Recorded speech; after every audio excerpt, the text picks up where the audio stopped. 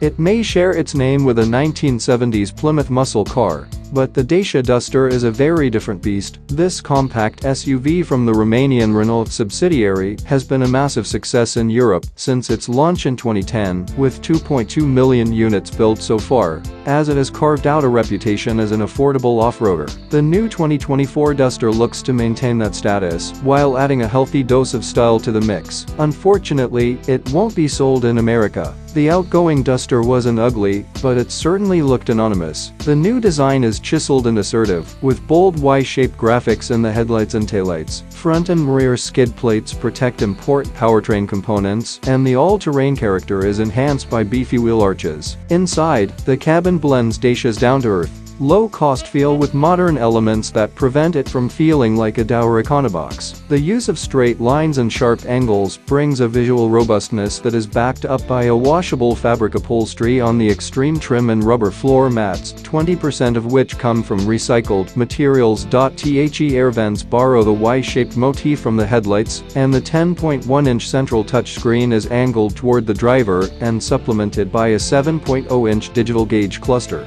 Dacia offers an array of powertrains. The hybrid 140 pairs a 94 horsepower 1.6-liter four-cylinder with a pair of electric motors. One serves as a high-voltage starter generator, and the other sends 49 horsepower to the wheels. A 1.2 kilowatt-hour battery provides the juice, and with the regenerative brakes, Dacia says the Duster can drive in all-electric mode up to 80% of the time. This powertrain is connected to a 4-speed automatic gearbox. The C130, meanwhile, combines a turbocharged 1.2-liter 3-cylinder with a 48-volt electric motor and a 0.8 kilowatt-hour battery to improve fuel efficiency and help with acceleration. A 6-speed manual is the only gearbox available on both the front and four-wheel drive versions of the 130.